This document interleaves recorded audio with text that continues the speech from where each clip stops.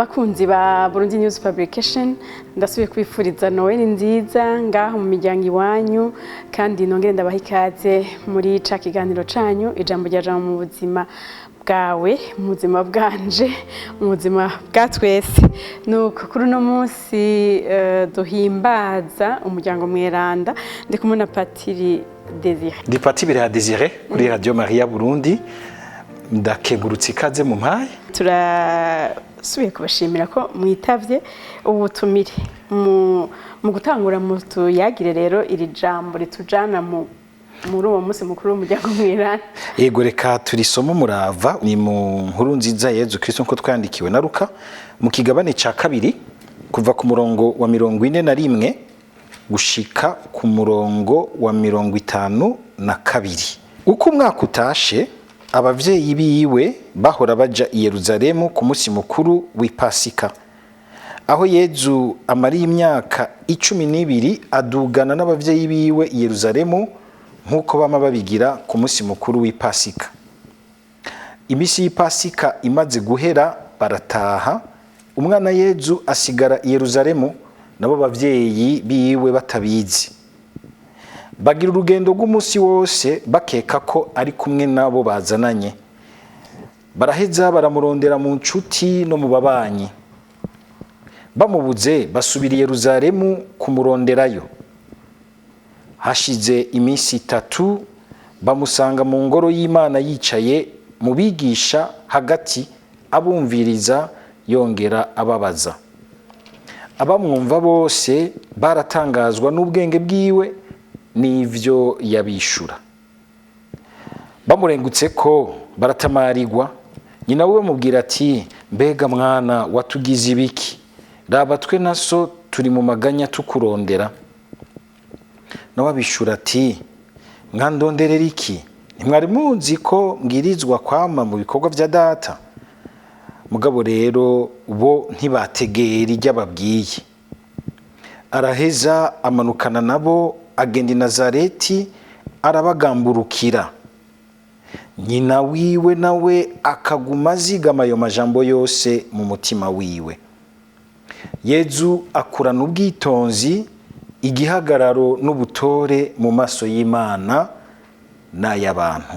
No musi mwavuze ko umuryango mweranda niko twanatanguye tuvuga n'umuryango mweranda kandi tuzi batubwira kenshi Yosefu, Yezu, Bikira Mariya. Yego. Mweranda kubera iki mu gihe ari umuryango numva bayeho nk'iyindi? Uyu muryango si umuryango usanzwe.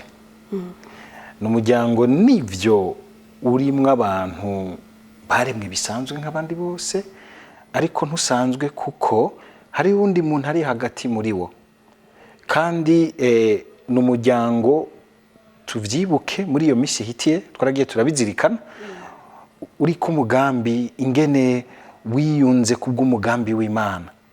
Umuntu wese vy'ukuri aba mu mugambi w'Imana ni mweranda. N'umuryango wubakira ku migambi y'Imana, ukubakira ku ngingo y'Imana. Ivyo nivyo biwugira mweranda. Ugizwe mweranda kuko ukubakwa kwawo wagiye ukurikira nyene ubweranda Imana n'umugambi wayo. Umuntu bavuga ko imiryango yose iri mu mugambi w'Imana no kuvuga iki ari imiryango itaba mu mugambi w'Imana? Birashoboka. Barashobora kuba batanguye bari mu mugambi w'Imana, mugabo ukaraba ukungene ugenda uraranguka mu gihe ugasanga ivyo ugenda urabamwo ntibiri mu mugambi w'Imana. Nkuko n'abandi bahitana nuko batumva ko hari ikintu gikomeye cy'umugambi w'Imana bitavye. Kuko nukuvyumva neza yuko umuntu imbere yuko abikindi kintu cyose ari mu ishusho y'Imana. Hari ibintu adashobora kubamwo uko ariko kose. Nivyo umuntu ashobora gucagira ati none kuva kera abasokuru bataramenya Yezu Kristo, bataramenya Imana se umukama wacu Yezu Kristo, uko babana mbere bamwe ugasanga umugabo afise abagore benshi ntiwari umugambi w'Imana. Ego nabo nyene bari bafise nogira nti ukungene usanga hariho imico imwe myiza kumwe Yohana tubwira yuko mbere na mbere hose ijambo yariho, hariho imico buryo usanga Imana iba yarahaye akenge k'umuntu bakumva imico myiza y'ingene bogira urugo rushobora kuba ahakirirwa ubuzima bugakura kandi bugashobora nabwo nyene kurondoka ubundi buzima bukaba ubuzima mbere busumbirije. Nugira nti mugabo ngaha akabijya nuko kuntu ukuza kwa Yezu Kristo, kuza kw'Imana mu bantu kwahavuye kutubwira ko umuryango ataragaciyaho ari ikintu kiri mu mugambi w'Imana. Niho tubona kuva no mu mamuko, uretse ko mbere n'Imana yonyene nayo nyene ari umuryango wa batatu. Sinovuga ko ari umuryango nyene kujya umuryango ko umugabo n'umugore, ariko ni umubano wa batatu, Data, Mwana na Mutima Mweranda bagize Imana imwe. Ukabona ko n'Imana mu kuza hano ku isi yaje yisunga umuryango. Erega Yezu yarashoboye kuza akaza ari umugabo w'umusore arihutse neza kandi akomeye, ameze neza, umwe aseruka bose bakumva bati turahuye n'umusore w'ijunja ryamo. Ariko yabanje guhera hariyo umuntu wese azanana mu muryango arakuriraho, kandi ukabona ingene abavyeyi bamureze bakamurera neza, bamwerekeza ku Mana, bamwerekeza ubuzima bwaho nyene ingene bumeze, hanyuma agakura agasohoka agatangura ubutumwa bwiwe, agatangura ubuzima bwiwe, akabandanya ubutumwa Imana yamurungitsemo gushika busozera. Nugira nti rero umuryango Imana yaratweretse yuko ataragaciyaho kushinga, umuntu yobanza kandi akazirikana icyo Imana ishaka. Reka ngaruke kuri uwo muryango nyene, umuryango Mweranda. Nibaza yuko umuntu ngira bavuga ati umuntu yo wigana. Mugabo pati umuryango Mweranda wabaye mu makuba. Nkuko umenga Imana siho yari. Umuryango niho dutangariza. N'umuryango udasanzwe, uravye ingene Imana yawegeranije, twarumvise ingene vyagenze hagati ya Yosefu na Bikira Mariya.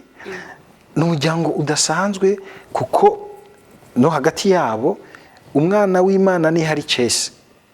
Ni hari icese, niho yashikiye. N'umuryango udasanzwe, ariko igitangaje wabayeho mu bisanzwe nk'abandi bantu bose. Kandi ukabona yuko n'umuryango w'abantu batari abantu bamenyekana cyane mu gasagara gatonya k'Inazareti, ariko bagahamagarirwa kubaho ubuzima busanzwe bw'abantu. Mbere ukabona yuko n'abantu Yosefu na Bikira Mariya n'abantu ukujya kuntu tubona banyaruka kumva umugambi w'Imana, ubasaba ibintu birengeye ugutahura k'umuntu, bagaca banyaruka kuvyitabira. Ni kimenyamenya c'ingene begeranye gose n'Imana. Hajya ngo imitima iyo yegeranye cyane irumvirana. Nkawe sinzi imyaka umaranye n'umugabo wawe, mugaro nk'ikintu ndazi nti iki giserutse, ndazi ko dona are yajishije uku n'umugabo uza gusanga ari uku. Simbe n'umuntu yigeze kuvyihweza, arabona ati burya umugabo n'umugore uko bamarana imyaka myinshi niko usanga basigaye basa.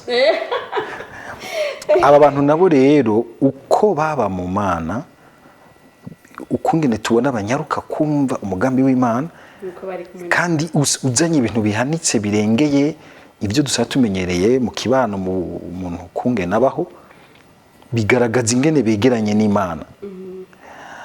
Mugabo ukabona ko Imana ibacisha mu by'ubuzima abandi bose bacamo. Kandi ubona yuko bagahura n'ingorane yuko murabona twatugorane dushika abavyeyi n'abana ntibashoke bumva ibintu kumwe. Aho umenga ngaha Yezu n'abavyeyi umenga hari ibintu batari bumvise kumwe. Bakagenda i Yerusalemu bagataha nawe yisigariye mu gisengero aganira n'abandi mu gisengero, abakuru baganira ku nyandiko zeranda, babaza bagatangarira ubwenge bwiwe. Ukabona yuko nabo nyene barashobora kugeragezwa nuko umwana umenga ababereye ikintu badatahura neza. Adatahura neza, ariko ukabona yuko nabo nyene bahamagariwe kubandanya batahura neza ico gitangaza kiri hagati yabo. Uwo mwana w'Imana ari hagati yabo, ngo akababwira ibintu bikabasiga, ntibaja mu mpari ngo batane mu mitwe mu majambo mugabo Bikira Mariya kujya kuntu twari tuvuga yo kwegeranye n'Imana ngo vyose akabizigama mu mutima we akaza arabizirikana bikamufasha kubandanya atahura Imana. Hariho urugendo rwo gutahura Imana tutigera duheza. Uyu munsi hari abantu ubona umenga bashaka gufata Imana nk'akantu bafise. Jewe Imana dukomunika live. Umuryango uri mw'Imana. Uri mw'Imana. Kubisanzwe turiko turasaba tuvuga tuti Imana ivyo dusaba n'ivyo ko kumererwa neza. Ntawo saba guca mu makuba y'ukuraho yibarukira umwana hatari muri clinique ameze neza canke kuba uhunga ugasubira kandi witwa ko Imana iri wawe. Ahari umuryango uri mw'Imana umenga wategerezwa kuba umerewe neza worohewe muri byose umenga ufise inyishu bukwi na bukwi z'ibintu. Ikibazo canje ni ahari umuryango uri mw'Imana kusanzwe urangwa n'iki? Twese turagira ivyipfuzo vyiza byuko twomererwa neza twotera imbere tukaba abantu nyene n'abandi basohoka bakagira bati bari abantu vyarakunze. Ariko twame tumenya yuko ubu buzima ntibugenda nk'uko bukwi na bukwi umuntu aba yabishatse vyose. Ariko kimwe Imana ikaturemesha ikagira iti ibyo ushobora guca mu vyose gumya ivyo vyipfuzo kuko nabonye nta nkeka bari bafite ibyifuzo byo kwiteza imbere. None Yozefu akora mu isaramara akagurisha intebe n'ibitanda yarondera yuko aronka ikintu cyo gutunga umuryango mbere akagira ati n'uyu mwana w'Imana azaronka ikindi kintu kimufasha muri kazoza. Nivyo nyena ivyo umuntu ntategerezwa kubivirira mugabo ahubwo ategerezwa kuvyakira mw'Imana kugira ngo nigihe bitagenze neza idonido akantu kukandi uko yagashatse ntave yibaza yuko umenga Imana ntimuzi, Imana ntiri kumwe nawe. Oya, ahubwo ibana kumwe nawe kugira ngo nubundi imwereke ibindi iri kwiragomba gukora mu buzima bwiwe. Ngo ni ya Mana ishobora kwandika ibigororotse ku mirongo ihetamye. Kuko burya tugira ivyipfuzo vyiza vyinshi ugasanga mugabo inzira yo kubishikira ntiyamayoroshe. Hari igibitonanira gushikira canke bituvuyeko cyangwa ugasanga bivuye ku hantu usanzwe uri kurabirangurira. Ico twita l'environnement existentiel. Ugasanga siko yugurukiye guca igucira inzira. Ugasanga ugwana n'ibintu byinshi. Ni muri ivyo rero vyose rero Imana iza kugira ngo ugambere kuremeshe igukomeze ntuterere hasi cyumwe n'icifuzo cyiza kigagoma gikukwega imbere. Uko yukwega imbere hari abo ushobora no gusanga mbere carangutse ku rugero rurengeye n'ivyo bahora bibaza. N'abandi gishobora kutaranguka ku rugero yabishaka ko mugabo ugasanga hari ikindi Imana yamuranguriye, hari ikindi Imana yamutanze ko ikimenyetso n'akarorero. Aba ntibabaye umuryango uhanitse ukomeye mugabo barabaye ikimenyetso cy'Imana. Nta kintu kiryoshe dona nushaka nkabura ibintu by'amatungo yose mbwa nkaronka kumburi ibinkwiye byiteka nkaguma ndi kimenyetso ciza kibwira abantu yuko Imana iri kumwe nabo. Ibyo je biranyohera gusumba ko noshobora kuronka ivyipfuzo byo kuranguka nogira ntivyipfuzo byose byukubererwa neza bikaranguka ariko ugasanga nivyo byatumye mpimba ntaco yimena. Nkaca mbona umenga Imana sindayikeneye. Atari uko kugira ibyo byose by'umusesekara byari bibi mugabo igihe tubifise umwana w'Imana atari kumwe natwe atari mu mutima wacu bica bihinduka ibidufata mu kanigo. Kuba ibitwepanisa bica bituzibiranya. Na rero twumva rero umuryango umwe narabinaze ati Yezu yarashimye kuja guhera mu muryango mworo dafise byinshi kugira ngo n'imiryango y'abantu bagwa bavyuka bagwana biteza imbere vyanka ntibaveye baza ngo bavumwe n'Imana canke banswe n'Imana. Oya, ahubwo niba bandanye urugendo uko kumbure badashoboye gushika ku byo abandi babona bafise mugabo kintu kimwe bagume babikimenyetso ciza cyuko Imana iri mu buzima bwabo. Ego reka tugaruke kuri uyu umwana reka ndamwita umwana w'imyaka 12 ajanye n'abavyeyi hanyuma ubwa mbere bwo bo baragiye bibaza ngo bari kumwe ntibamubonye nk'abo jewe noca mfata ko ari nk'abavyeyi bibigaba batitwara ataco bitaye ku mwana ataco bitaye uyu mwana nawe yikura ku bavyeyi agasigara iyo yibereye reka mvuga iyo yibereye aho mwisengera nabo nyene n'umwana ariko arabikigaba yego ibi byo twigisha iki yego ubwa mbere bwo birimo inyigisho ikomeye yuko uku kungene ubona Yosefu na Bikira Mariya batigendereza Yezu nko ku mweko wabo ngo bamubohe ni ikimenyetso bwa mbere cy'uko nivyo uyu mwana n'umwana w'Imana bategezwa kumugira ko umwitwarariko kandi turabona ko bamumufise kuko bamubuze basubira inyuma kumurondera yego Yosefu ari kugira ati bana kahise nibona byaye ya Mana ishobora byose iramubona hari yego ati umwana w'Imana se wiwabona byose arabibona byose ahari aramubona araza kumurinda araza kuza araza kumwereka inzira ze araruka umumarayika amucira inzira ze oya hariho uyo mwitwariko wuko bamukunda kandi ko bamufise ku mutima kuko bapfa kubona ko atari hari bagasubira inyuma kumurondera ariko kandi uwo mwitwarariko suruhagarara hariho abantu ubona yuko bitwararitse abantu babo bigacika uruhagarara akagira umwitwarariko w'abana biwe kazuza k'abana biwe rukaba uruhagarara agaca atangura kwiba akabesha kugira runde amakonte menshi bazosigarana ni hamwe ruzubonera abantu bashobora kugira uruhagarara rw'umwitwariko w'umuryango wabo bagaca mu nzira no mu byatsi bagira bati tugira ahantu twasire noza here nibyo biharawe uyu munsi si ukuvuga yuko aba bose bamerewe neza yuko bose ari amanyanga bakina mugabo ari abantu ubona ko bameze gutyo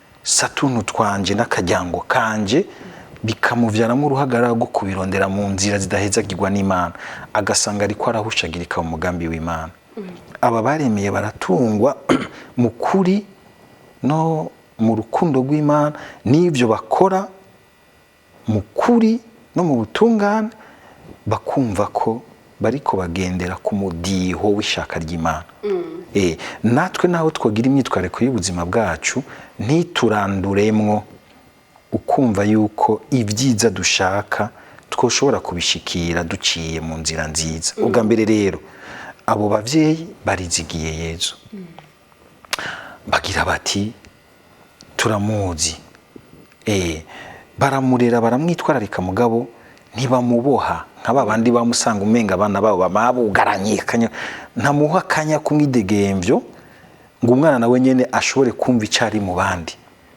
yama mucungereye nk'ukumenga namagameneka yamara akantu kose yama mu ruhagarara oya umwana hariho umwanya umuvyeyi amurekura mugabo akamukurikirana mu bundi buryo hariho agace Bikira Mariya yabaza Yezu ati mbega mwana watugize ibiki raba twe naso turi mu maganya tukurondera Bikira Mariya asa n'ubwiye Yezu ingene yararusha murondera ingena mufise namaze kumva umuntu iyo aruhijwe n'uwakunda arafise ukungena amubwira mu kumusorera ati yo nari nagize amaganya yahuri kandi twese yego na Yezu inyisha abahaye ni inyishu itanguye kwerekana yuko uyo mwana arumva neza icari naho umwana atanguye ubwenge butanguye gukabuka ku myaka 12 umwana aba amaze kugira ubwenge bukabutse gose burondeza ibintu atanguye kwiyumva icyo ashaka mbere n'icyo ashaka kuba kuko nateba muri aba bantu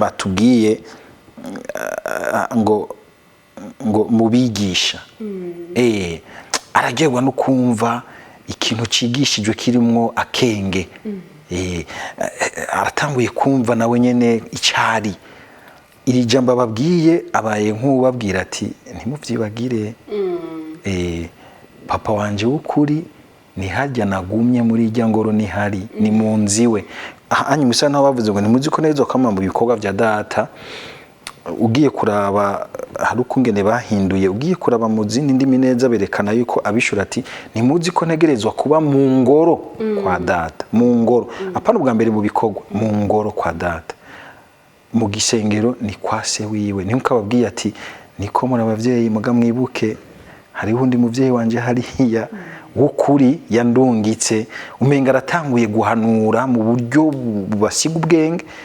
Ariko ushima rero ko aba bantu batariko barashamirana, wumve ingene ngo Bikira Mariya ngo azigama ayo majambo mu mutima wiwe. Ayo majambo yeza mubwiye yarayo gushamirana yayazigamana umutima mu mugabo ngo yazigama muri wazara yazirikana, akabona ko ari umwana we mugabo kandi akabona yuko ari umwana arengeye ku umwana wiwe. Ni Imana iri hagati yabo. Ikindi naco na Yezu ukabona yuko atabishuye nk'ubazunuye, ahubwo abishuye nk'ubahishuka igituma ivyo vyabaye. Vyabaye kugira ngo nabo nyene nubwo bari kumwe n'Imana babandanye bayirondera, ingene bamubura bakamurondera. Ubwo tweho turarondera Imana vy'ukuri, canke dushima yuko umenga twumva umenga ni Imana dupangiye iwacu, umenga turaba consulta bayo turayimetriza.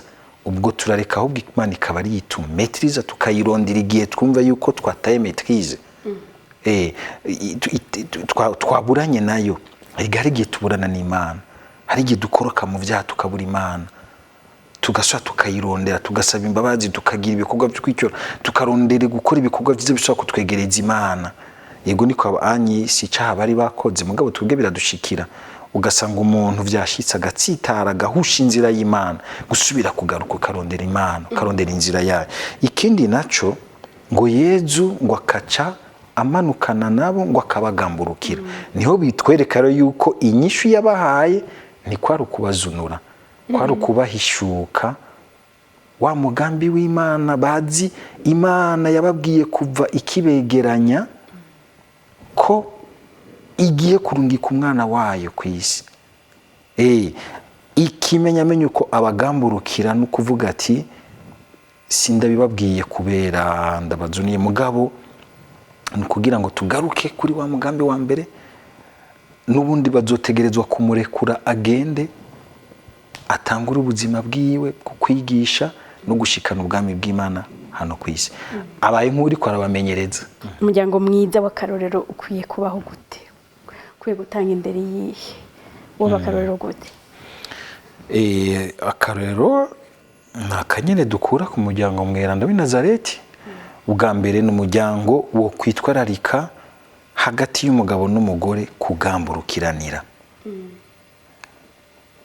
Burya abavyeyi bagamburukiraniye mu rukundo barondeza hamwe ikibereye kiroranye imbere y'Imana, baraheza bakumvira hamwe Imana.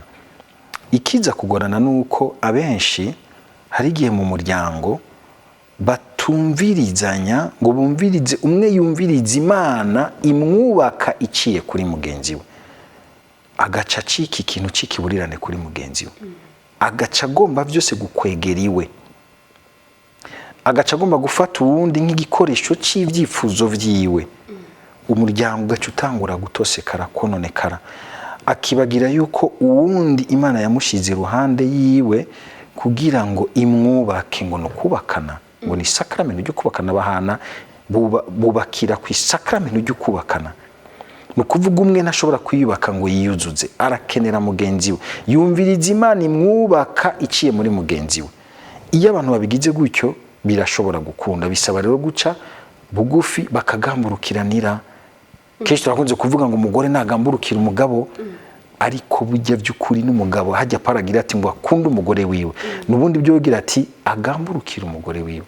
Hajya umuntu akugamburukira biroroheye rero ko nawe umugamburukira, kuko mwibaruwa yandikiye abanyefezi gabane ca 5:21 abanza kugira ati ngo ni mugamburukiranire mu rukundo mufitiye Kristo. Ico ro kirahambaye, kuko abantu iyo bitwaritse kugamburukiranira baca bubaka ubumwe kandi baca bakomera. Mugabe umwe wese agombye gukwegera iwe, abona umenga ni warengeye uwundi, niwe byose bishingiye ko niwe, bica bigorana. Mugabo nivyo kandi baba ubusimbira hamwe hariho uba umutwe w'urugo ariko nawe akaba umutima w'urugo. Mbega umutwe wo bahata mutima uhari, umutima nawo bahata mutwe uhari.